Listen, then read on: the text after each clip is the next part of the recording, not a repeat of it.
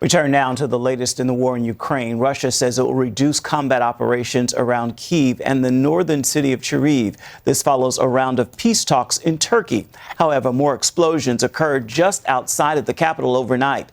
Ukrainian President Volodymyr Zelensky is asking his citizens to stay on high alert, saying you can trust only concrete results. The Pentagon confirms Russian troops are pulling away from Kyiv, but suspect they're moving into position for more attacks in the east.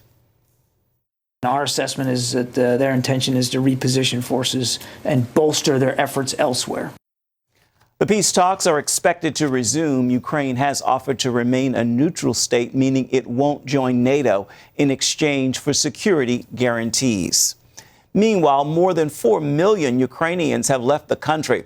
When the war came to her city, one Ukrainian mom made the desperate decision to take her children and flee.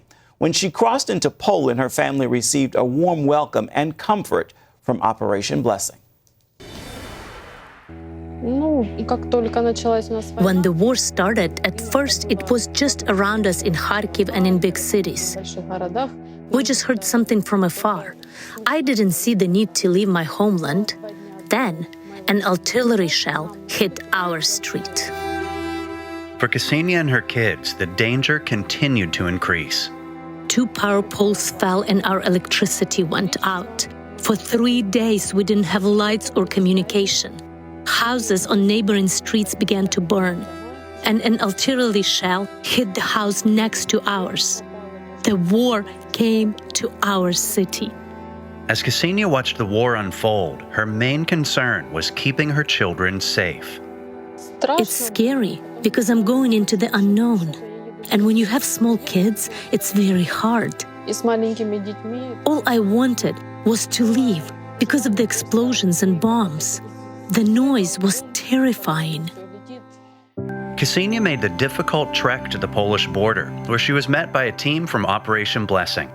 We partnered with the local church to provide Ksenia and her children with a warm and quiet space to rest on their journey, safe from the violence in their home country. Right after we crossed the border, without any doubt, we knew there would be someone there to help us. But we did not know that the whole world is praying for Ukraine.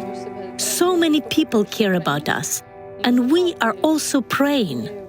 Thanks to our donors, Operation Blessing teams are on the ground in Poland, helping refugee families like Ksenia's on their journey. I'm very grateful for such support and care.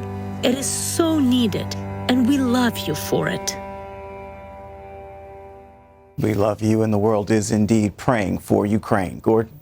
Yes, and we're also helping very tangibly, and you can be a part of that. You can be a part of the relief effort on the border of Poland.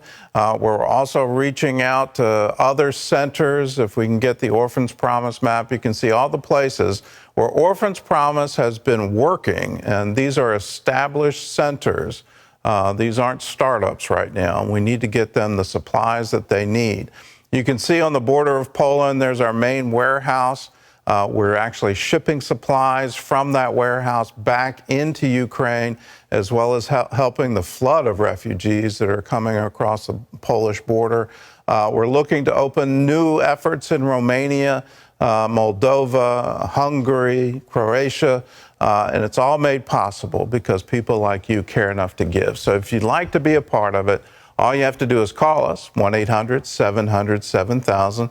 Say, I want to give to the Operation Blessing Disaster Relief Fund.